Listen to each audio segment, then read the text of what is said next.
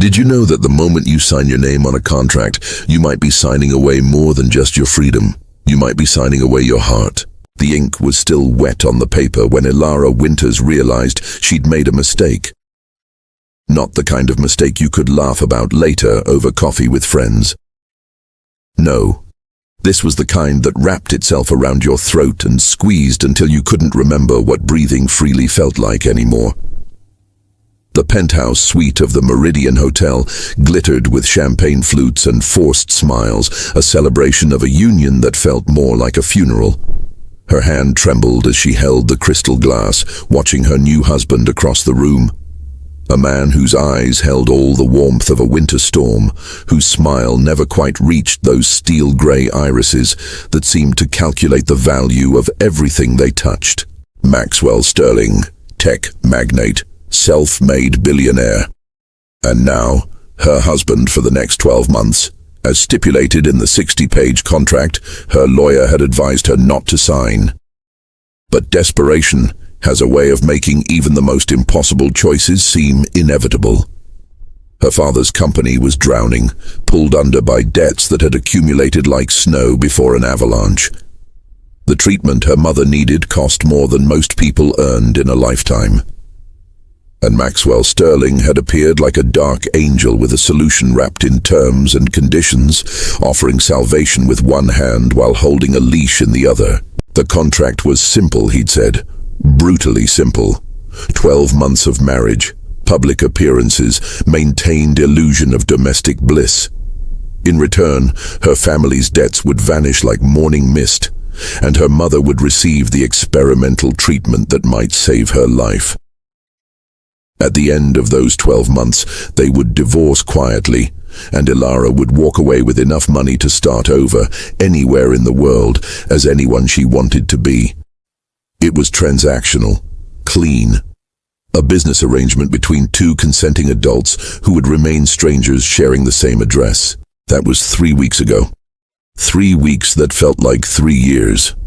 3 weeks of living in his glass mansion that overlooked the city like a watchtower, every window a reminder that she was on display, a performer in a show she'd never auditioned for. The house was beautiful in the way that museums are beautiful, untouchable, cold, filled with expensive things that existed solely to be admired from a distance.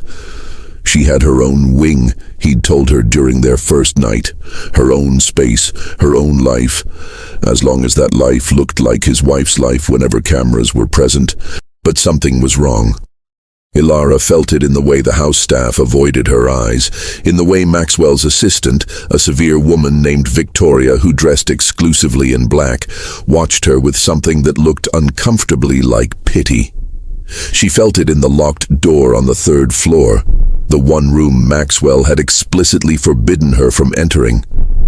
She felt it in the middle of the night, when she'd wake to the sound of him playing piano in the music room. Melancholy melodies that spoke of grief so profound it seemed to seep through the walls and into her dreams. The first crack in the ice came on a Thursday evening. Elara had been in the library, the one place in the house that felt almost warm, with its floor-to-ceiling shelves and the lingering scent of old paper. She'd pulled a book at random, and a photograph had slipped out, falling to the marble floor with a whisper. A woman stared up at her from the glossy surface, beautiful, with dark hair and eyes that sparkled with life. She was laughing, caught mid-joy, wearing a sundress and standing in a garden that looked nothing like Maxwell's carefully manicured grounds. And beside her in the photo, his arm around her waist, was Maxwell. But not the Maxwell she knew. This Maxwell was smiling, truly smiling.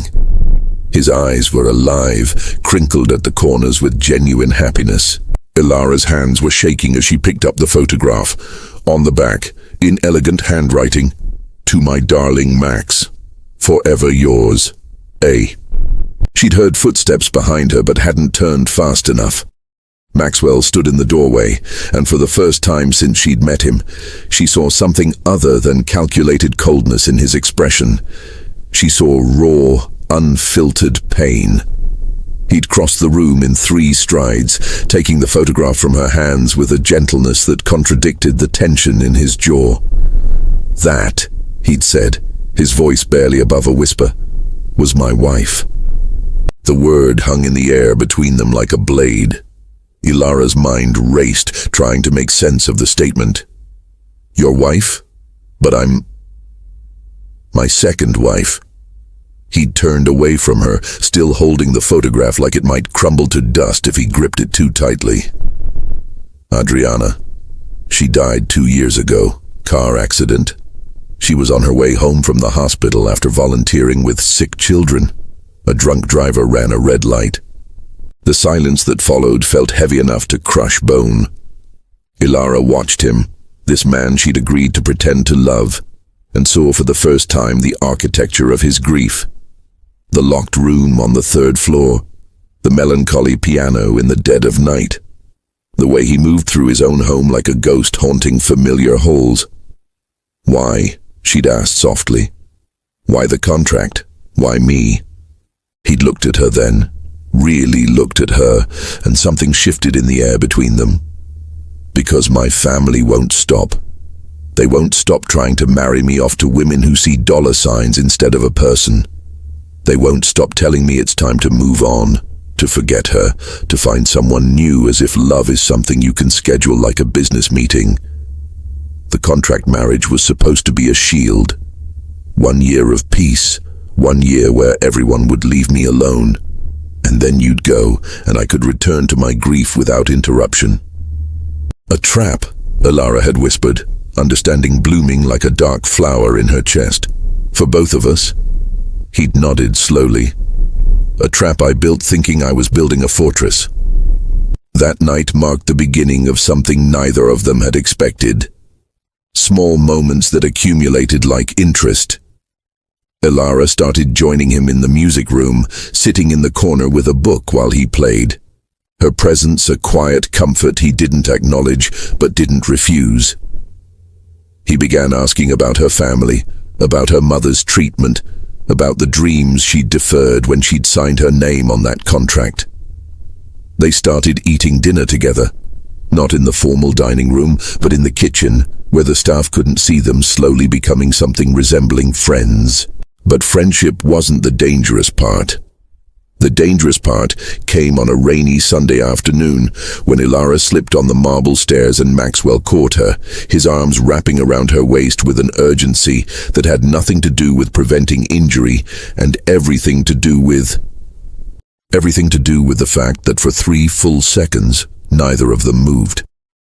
His hands remained on her waist, her palms pressed against his chest, and in that suspended moment, Elara felt his heartbeat beneath her fingers, racing like a wild thing trying to escape its cage.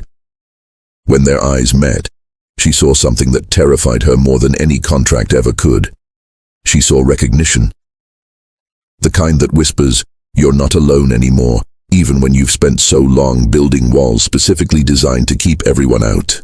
He'd released her as if she'd burned him, stepping back with an apology that sounded like a confession. But the damage was done. Or perhaps the healing had begun.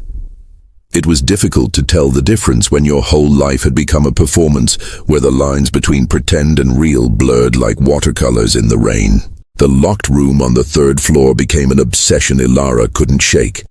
Not because she wanted to invade Maxwell's privacy, but because she understood now that whatever lived behind that door was the key to understanding the man she'd agreed to pretend to love.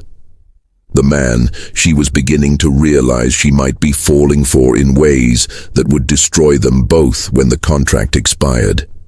She'd catch him sometimes, standing at the top of the stairs, staring at that door with an expression of such profound longing it made her chest ache. He'd stand there for minutes at a time, his hand raised as if to touch the handle, before always, inevitably, turning away. 3 months into their arrangement, Elara's mother's treatment began showing results. The experimental therapy was working in ways the doctors called miraculous, but Elara knew was simply the mathematical result of having enough money to access care that shouldn't be locked behind price tags in the first place.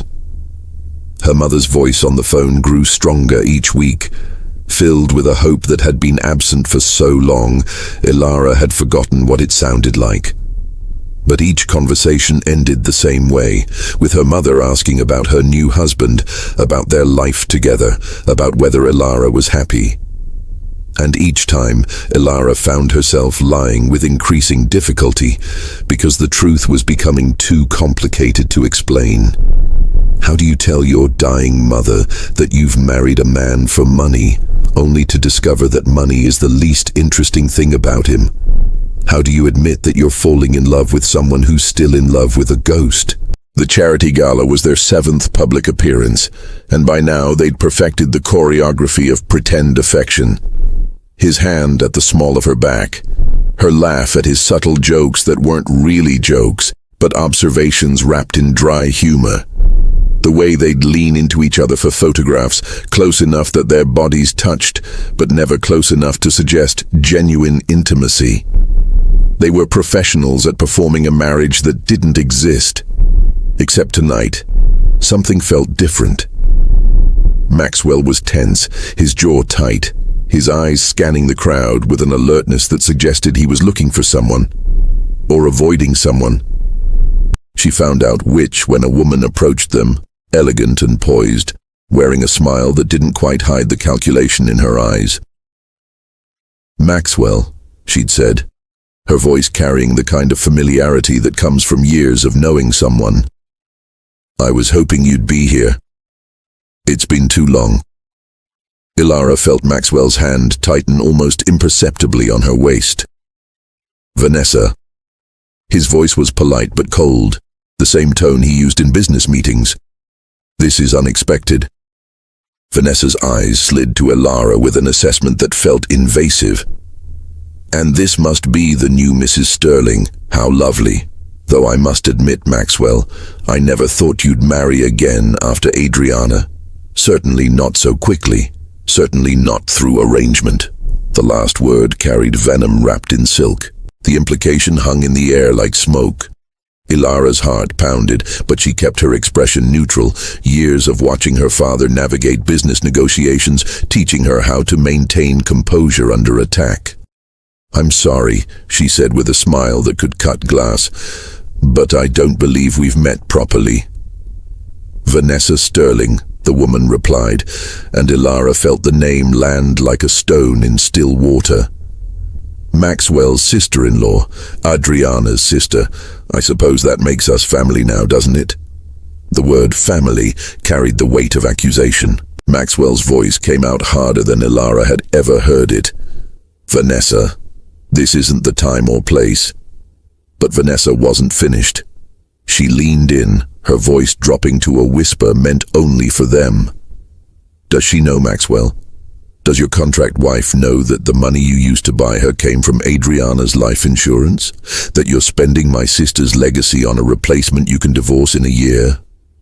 The words hit Elara like physical blows. The room suddenly felt too hot, too crowded, the glittering chandeliers too bright. She looked at Maxwell, searching his face for denial, for explanation, for anything that would make Vanessa's words less true. But what she saw instead was guilt, confirmation, and something that looked devastatingly like shame. She excused herself with practiced grace, walking through the crowd with her head high, even as her world tilted on its axis. The bathroom was mercifully empty, and she gripped the marble sink, staring at her reflection in the mirror. The woman looking back wore an expensive dress, perfect makeup, and the expression of someone who'd just realized she was playing a game where she'd never been told the actual rules. The money that saved her mother, the money that kept her father's business alive, the money that had seemed like salvation, it had come from death, from love cut short, from a life stolen too soon.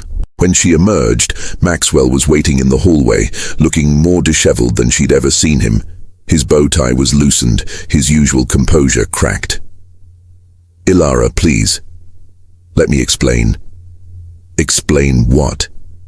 Her voice came out steadier than she felt. "That you didn't think I had a right to know where the money came from. That you let me believe I was accepting help from a stranger when really I was accepting what? Blood money? Grief money? It's not like that. He ran a hand through his hair, frustration and pain warring in his expression. Adriana believed in helping people. It's what she lived for. When she died, I couldn't do anything with that money. It sat in accounts, growing, mocking me because what good is money when the person you love is gone? When I proposed this arrangement to you, when I saw how desperate you were to save your mother, I thought, his voice cracked. I thought maybe this was what Adriana would have wanted. To save someone. To give life instead of just marking death. Elara felt tears threatening but refused to let them fall. You should have told me. I know.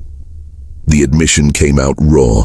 I know I was afraid if you knew you'd refuse, or worse, you'd accept out of pity.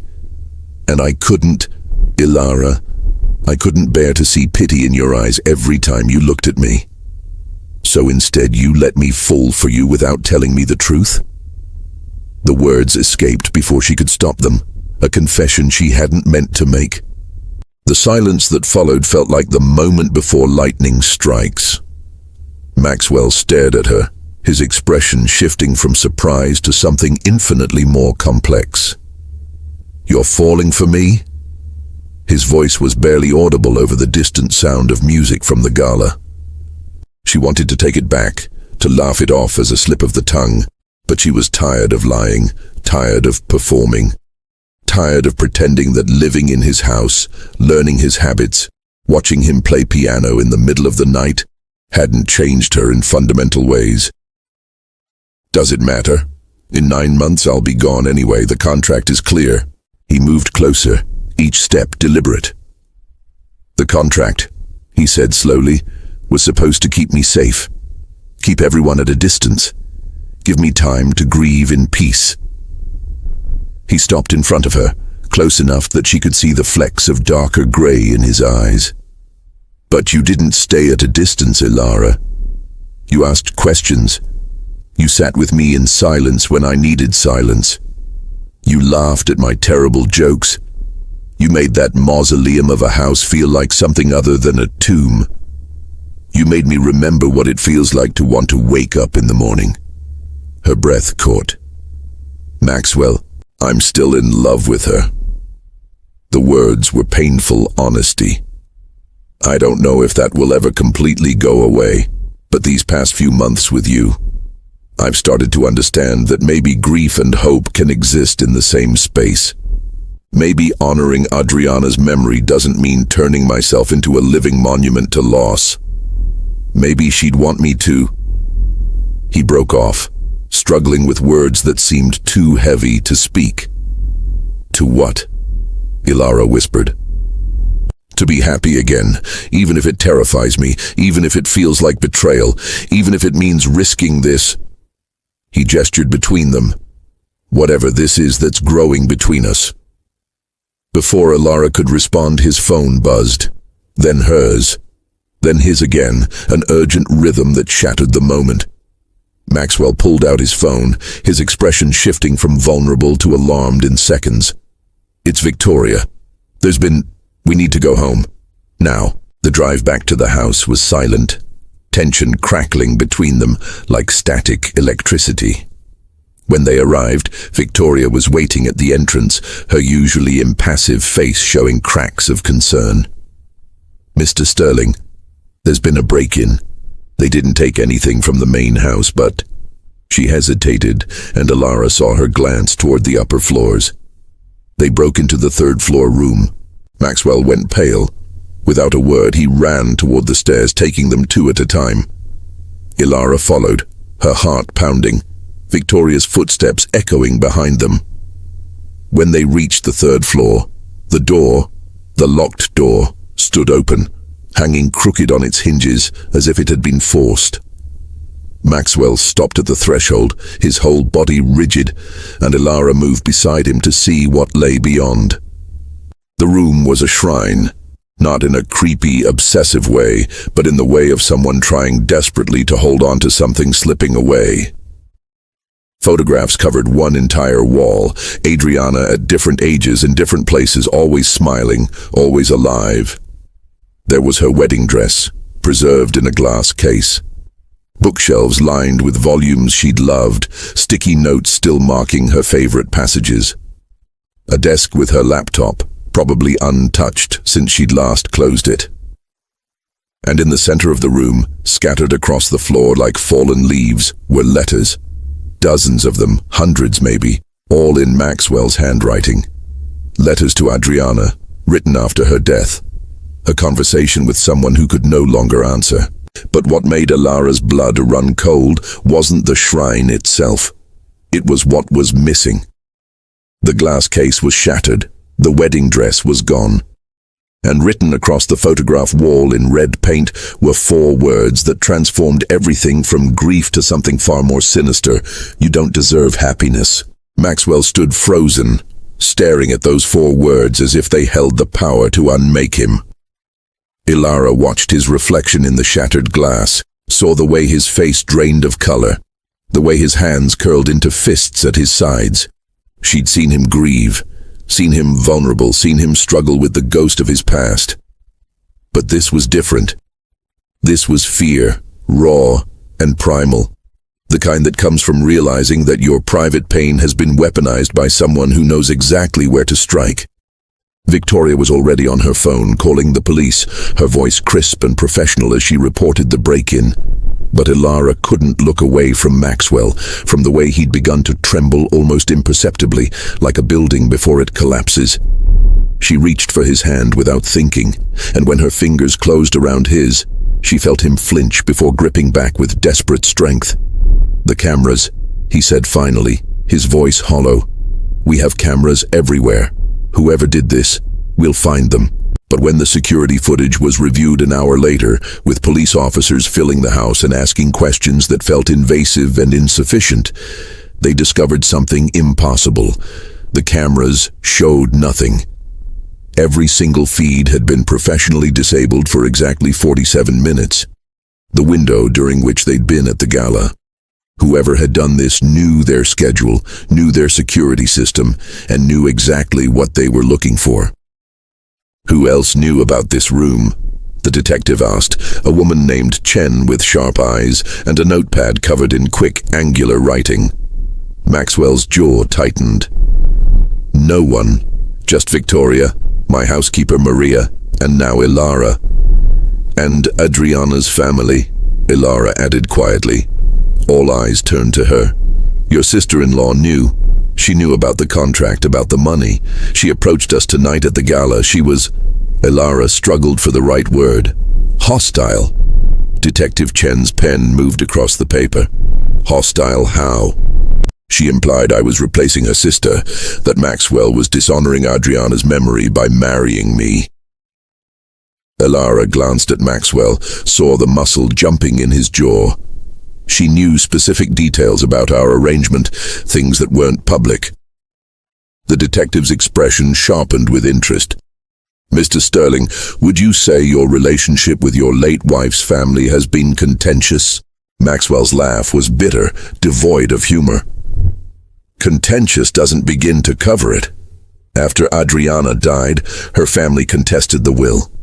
They believed they deserved a portion of the insurance money, that I was somehow responsible for her death because I'd encouraged her volunteer work. When they lost in court, they started a smear campaign, tried to paint me as a controlling husband who'd isolated their daughter. None of it was true, but truth doesn't matter much when you're grieving and angry and looking for someone to blame. And Vanessa Sterling specifically was Adriana's younger sister. They were close. After the accident, Vanessa showed up at the house, screaming that I'd killed her sister by not stopping her from driving that night. She tried to take some of Adriana's things. When I wouldn't let her, when I explained that I needed time, that I couldn't just erase Adriana from the house, she threatened to make my life hell. Maxwell's voice cracked. "I thought she'd moved on. It's been 2 years. I thought the anger had burned itself out." Detective Chen closed her notepad. "Mr. Sterling, I need you to understand something. This wasn't just a burglary. This was personal, intimate. Someone who knew what would hurt you most, what would feel like violation rather than just theft. The wedding dress, the message, this is about causing psychological damage. I'm going to need a list of everyone who knew about that room, everyone who had access to your security codes, and everyone who might have reason to want to hurt you. After the police left, with promises to increase patrols and investigate Vanessa thoroughly, the house felt different. Violated, yes, but also exposed, as if the walls themselves were no longer trustworthy. Maxwell stood in the destroyed shrine, glass crunching under his shoes, and Elara watched him gather the scattered letters with hands that shook. She knelt beside him, helping collect the pages covered in his grief-stricken handwriting, careful not to read the words that felt too private for her eyes. "I wrote to her every day for the first year," Maxwell said into the silence. "Every single day. Letters I knew she'd never read. Conversations I'd never have. Apologies for things that weren't my fault, but felt like they were anyway. This room it was supposed to be a place where I could keep her memory safe, where I could be honest about how much it hurt without anyone watching, judging, telling me it was time to move on." His voice broke. "And now it's been ransacked, used against me, against us." Elara set down the letters she was holding. "Maxwell, we need to talk about something. The message on the wall. You don't deserve happiness. That's not just about Adriana. That's about me, about us, about whatever this is becoming." He looked at her, really looked at her, and she saw the war happening behind his eyes. "I know. Someone's watching us. Closely enough to know that what started as a contract has become something else. The question is, how long they've been watching, and what they're planning to do with that information." The answer came sooner than either of them expected. The next morning, Elara woke to 17 missed calls from her father and a text message that made her blood run cold. "Call me immediately. There are photos. They're threatening to release them to the press unless we pay." She found Maxwell already in his office, his own phone pressed to his ear, Victoria hovering nearby with a tablet. When he saw her face, he ended his call abruptly. "You too?" "Photos," she said, her voice shaking. "Someone has photos of us. Private moments. They're blackmailing my father." Maxwell's expression turned murderous. "They sent them to the Sterling Corporation's board as well, threatening to prove our marriage is a sham unless I step down as CEO." He pulled up something on his computer, and Elara's heart sank as she saw them. Photos of her and Maxwell in the kitchen, laughing over dinner. In the music room, her sitting close to him at the piano. The moment on the stairs when he'd caught her, their faces inches apart. And worst of all, photos from the previous night. The two of them standing together in the destroyed shrine, holding hands, his face pressed against her hair, in a moment of vulnerability she hadn't even realized had happened. "These were taken inside the house," Elara whispered. "Someone's been inside, watching us, for weeks, maybe months." Victoria cleared her throat. "Mr. Sterling, I need to tell you something. 2 months ago, Maria mentioned she'd seen someone in the garden at night. We checked the cameras and found nothing, so I assumed she'd been mistaken. But now we know the cameras can be disabled." Maxwell finished grimly.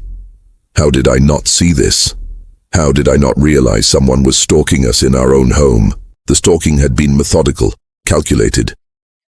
As they spent the day piecing together the timeline with Detective Chen's help, a disturbing pattern emerged. The surveillance had begun almost immediately after their wedding. Someone had been documenting everything, waiting for the right moment to strike. The break-in wasn't random. It was a distraction, a way to rattle them before the real attack. The photos were leverage, designed to destroy them both professionally and personally. Maxwell would lose his company. Elara would be exposed as a gold digger who'd married for money. Her family would be humiliated, and Adriana's memory would be dragged through tabloid mud. "They're giving us 48 hours, Maxwell said, reading the latest message on his phone. 48 hours to meet their demands, or everything goes public. They want $5 million and my resignation from Sterling Corporation. We should pay it, Elara said immediately. My family, my mother's treatment, none of that matters if this destroys you. I'll leave. We can stage a separation, say the marriage didn't work out. I'll disappear, and maybe... No. The word came out sharp, final. Maxwell crossed the room to her, grasping her shoulders. Elara, no. You're not disappearing. You're not sacrificing yourself for this. We're going to find whoever's doing this, and we're going to stop them. How? They have all the power here. They have the photos. They have footage of us falling in love, Maxwell interrupted, and the words hung in the air between them like a confession written in skywriting, impossible to take back. That's what those photos show. Not a fake marriage, not a business arrangement, but two people who started as strangers and became something real, something that matters. And I am not letting anyone take that away from us, Elara. Not Vanessa, not some anonymous blackmailer, not the ghosts of my past. I've spent 2 years barely existing, and you made me remember what it feels like to be alive. I'm not going back to that grave. Elara felt tears spill down her cheeks. You said you were still in love with Adriana. I am, he said softly, honestly. Part of me always will be. But I'm also falling in love with you, and I'm done pretending those two things can't coexist. Adriana wouldn't want me to stop living because she couldn't. She'd be furious with me for wasting these months hiding behind a contract when I could have been honest about what I was feeling. Before Elara could respond, Victoria burst into the room, her usually composed face flushed with urgency. We have a problem, a bigger one. I just got off the phone with the security company. The person who disabled our cameras didn't just disable them. They copied weeks of footage, internal footage, including... She paused, clearly disturbed. Including footage from the 3rd floor hallway, footage of Mr. Sterling entering and leaving that room dozens of times, and footage from inside the room itself. Maxwell went rigid. Inside? How is that possible? I never installed cameras in there. I specifically forbade it. Someone else did, Victoria said quietly.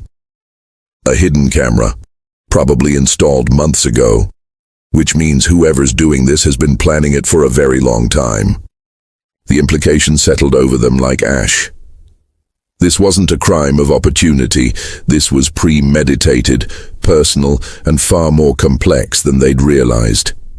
Someone had been inside Maxwell's most private space, watching him grieve, watching him write letters to his dead wife, documenting his pain with the patience of a predator studying prey. Detective Chen arrived within the hour, bringing a technical specialist who swept the entire house for surveillance equipment. What they found made Elara's skin crawl. 6 hidden cameras throughout the house.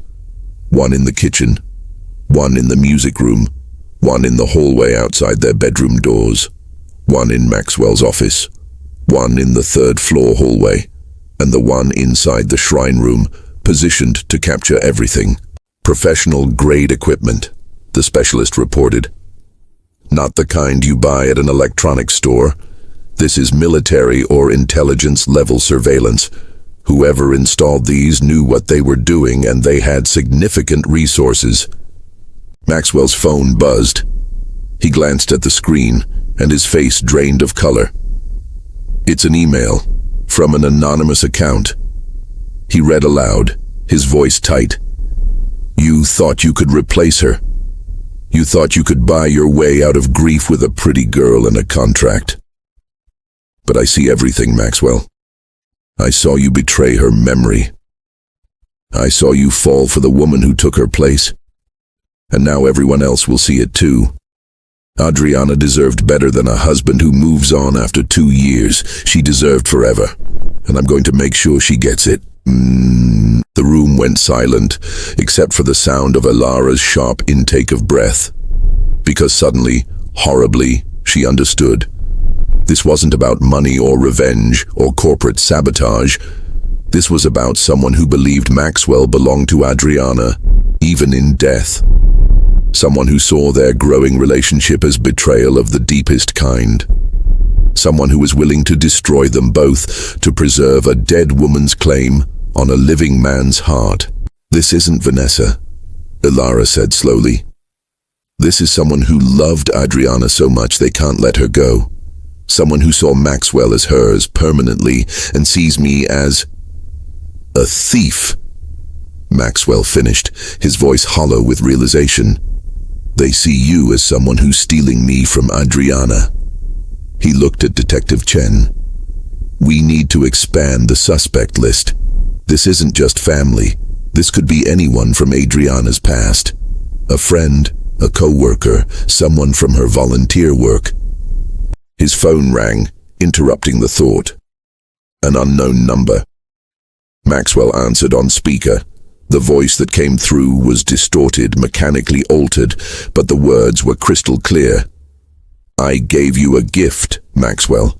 I gave you a wife who would stay, a wife who would never leave you, and you spit on that gift. You let yourself feel again. You let yourself want again. But wanting is betrayal, and betrayal requires punishment. The photos go public in 48 hours, but you can stop it. Go to the cemetery. Adriana's grave, midnight tonight. Come alone. Or everyone discovers the truth about your contract marriage and watches your carefully constructed lie crumble." The line went dead. Maxwell stared at the phone as if it had transformed into a snake. Detective Chen was already moving, coordinating with her team, preparing for a stakeout. But Elara felt cold certainty settle in her bones. Whoever this was, they weren't going to be caught by police surveillance. They'd been too careful, too thorough. This was someone who'd been planning for months, maybe longer. Someone who knew Maxwell's patterns, his vulnerabilities, his breaking points. "You're not going alone," Elara said firmly. "I have to." "No." She stepped closer to him, channeling every ounce of steel she'd inherited from her father's business negotiations. "We started this together. A contract, remember? Terms and conditions. And nowhere in those 60 pages did it say you get to sacrifice yourself while I stand back and watch. So whatever happens at midnight, we face it together. Because that's what the contract really means now, isn't it? We're in this together." Maxwell looked at her and something in his expression shifted, fear giving way to determination, isolation cracking to reveal partnership. "The contract," he said softly, "was supposed to keep me alone.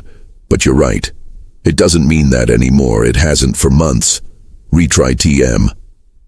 Midnight came with fog rolling in from the bay, transforming the cemetery into something from a Gothic novel, all marble angels and iron gates wreathed in mist.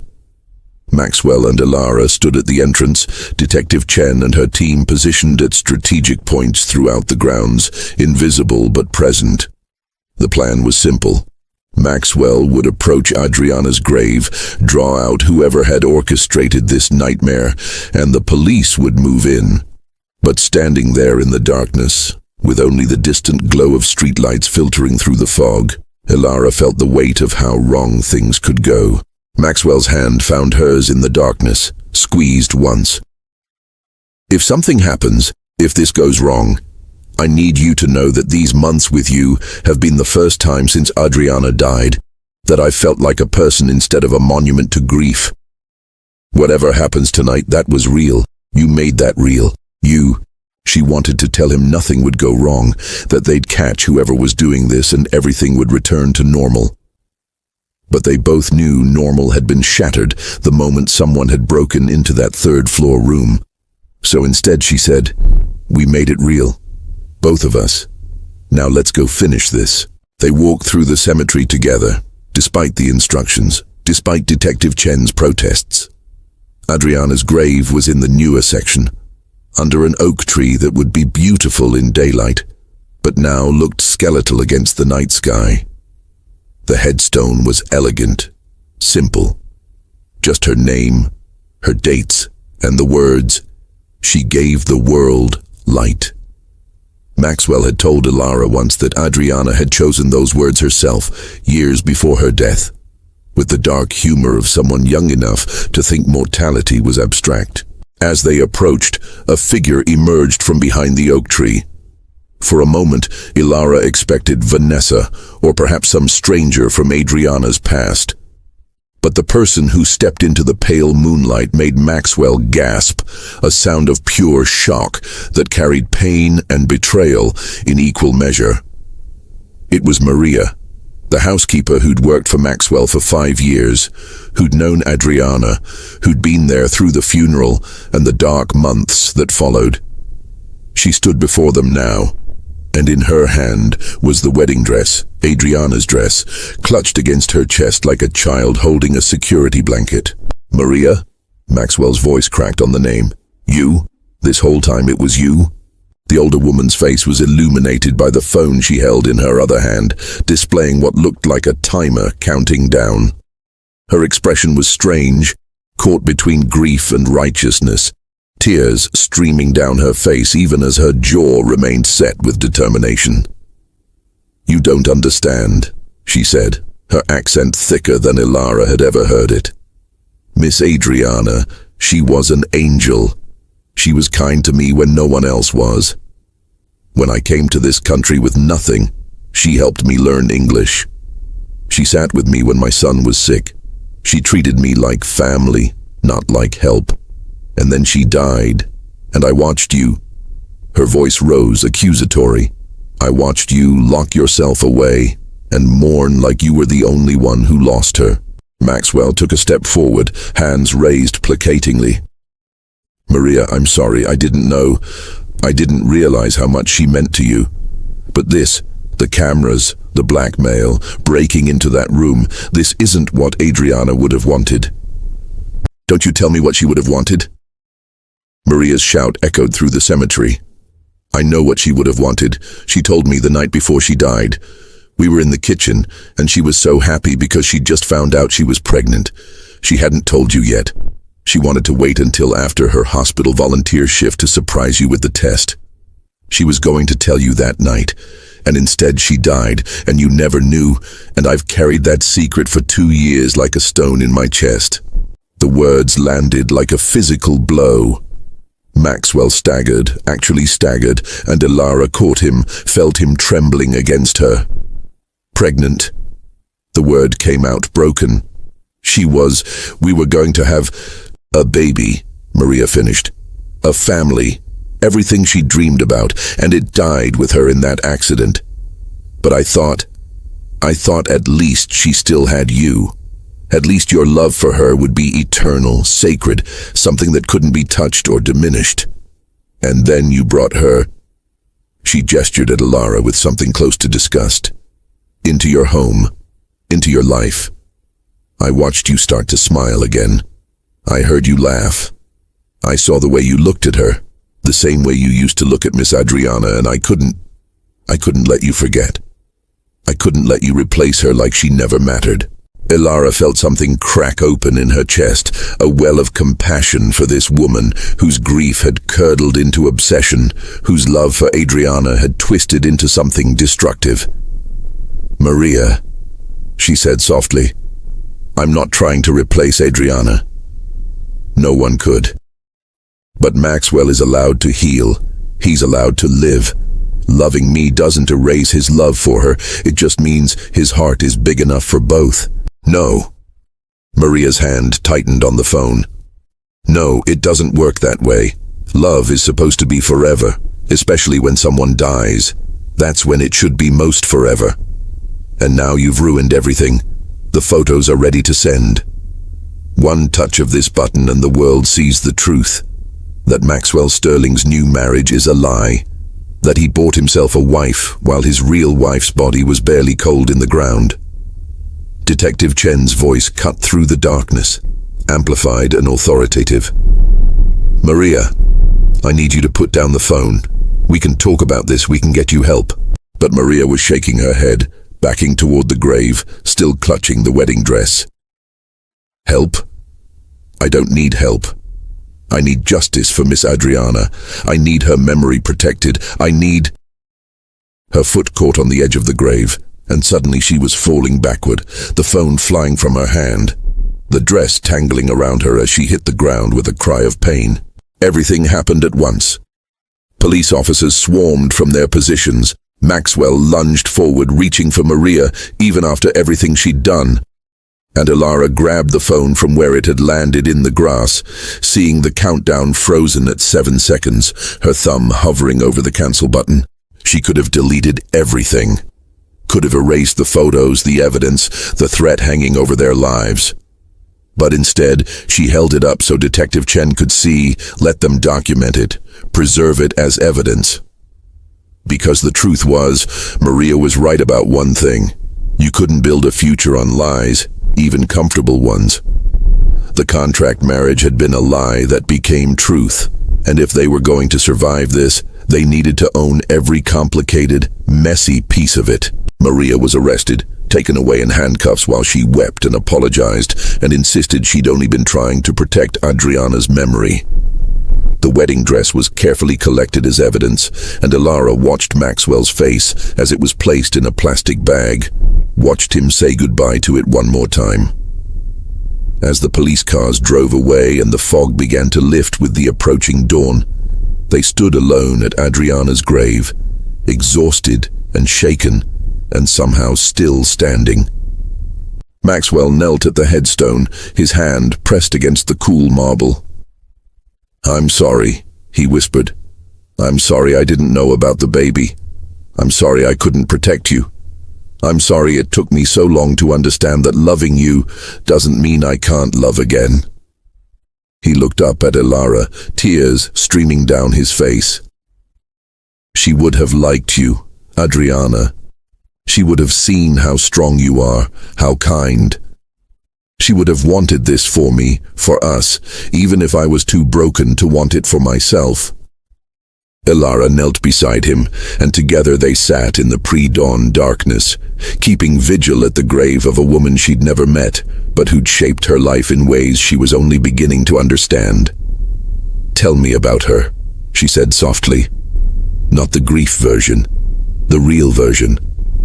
The person she was when she was alive and happy and planning surprises." And so Maxwell talked, the words pouring out like water from a broken dam. He told her about how Adriana had hated mornings but loved sunrise, how she'd eaten ice cream for breakfast and argued it was basically just cold yogurt, how she'd volunteered at the children's hospital every week, reading stories in funny voices that made the sick kids laugh, how she'd wanted to adopt a dozen dogs but had settled for fostering them instead, how she'd believed that every person deserved kindness, second chances, and someone who saw their potential even when they couldn't see it themselves. As the sun began to rise, painting the cemetery in shades of gold and pink, Elara understood something fundamental. The contract hadn't been a trap. It had been a door. A door Maxwell had needed to open himself back up to the world, and a door she'd needed to step through to find her own courage. Maria had been wrong about love being finite, about hearts having only so much room before they had to choose. The truth was more complicated and more beautiful than that.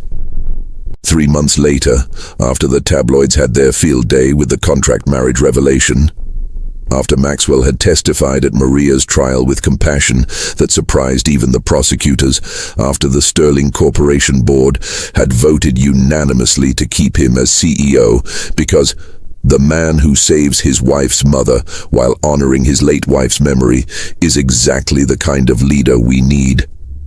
After all of that, Elara and Maxwell stood in a small chapel with just their families present. The contract had expired. The 12 months were up. Elara's mother was in remission, thriving. Her father's company was stable. Everything they'd agreed to had been fulfilled. They could have walked away, honored the terms, gone their separate ways with the money and the closure and the bittersweet memories of what might have been. Instead, Maxwell took her hands and said, "I'd like to propose a new contract. No termination date, no exit clause. Just two people who choose each other every day for as long as we're both alive to make that choice." What do you say?" Elara smiled, thinking of that first night in the penthouse, the ink wet on a contract that was supposed to keep them strangers. Thinking of piano music in the darkness and photographs scattered across a floor. Thinking of Maria's twisted love and Adriana's light, and the complicated truth that grief and joy could coexist if you were brave enough to hold them both. I say we tear up the contract entirely, because what we have now, what we built, that was never in any terms and conditions. That was just us, finding each other in the wreckage. They married again, properly this time, with vows they wrote themselves and rings they chose together. And when Maxwell slipped the band onto her finger, he whispered something meant only for her. "Thank you for teaching me that loving you doesn't mean forgetting her. It just means my capacity for love is bigger than I ever imagined." That night, they visited the cemetery together, not in darkness and fear, but in daylight, carrying flowers. Elara placed them at the grave while Maxwell stood beside her, his hand in hers, and said aloud what they'd both come to understand. "Adriana, this is Elara, my wife. I think you two would have been friends. I think you would have understood what she means to me. I think you'd be happy, I'm happy. And I promise to honor your memory, not by staying frozen in grief, but by living the kind of full, generous, love-filled life you would have wanted for me." As they walked back to the car, the late afternoon sun warm on their faces, Elara thought about contracts and traps, and the unpredictable ways we find salvation. She thought about how sometimes the thing that saves you looks nothing like what you expected. How love isn't a finite resource that runs out when you give it away, but an infinite well that deepens every time you draw from it. The contract marriage had been a trap, yes. But maybe all traps are just doors we haven't learned to open yet. And maybe romance wasn't the escape. Maybe it was the key that helped them escape together, from grief, from fear, from the prisons they'd built in their own hearts. Because here's the truth that nobody tells you when you're signing contracts and making arrangements and trying to control the uncontrollable chaos of being human. You can't negotiate your way out of feeling. You can't write clauses that protect you from connection. You can't create terms and conditions that keep you safe from love. All you can do is be brave enough to stay when the contract ends and real life begins. All you can do is choose each other, again and again, with your eyes wide open and your heart even wider. And sometimes, if you're very lucky, the person you chose for convenience becomes the person you'd choose 1,000 times over, for all the reasons that can't be captured in any contract. For the way they sit with you in silence. For the way they see your grief and don't demand you perform happiness. For the way they help you understand that love doesn't divide. It multiplies, encompasses, expands, until there's room for everything, past and present, memory and hope, what was lost and what's still being found. So here's the question that lingered in the space between their joined hands as they drove away from the cemetery. What if the greatest loves of our lives aren't the ones that fit neatly into expectations, but the ones that teach us our hearts are capable of so much more than we ever imagined? What if the real escape isn't from commitment, but into it, into the terrifying, exhilarating truth that choosing to love again and again is the bravest thing any of us can do?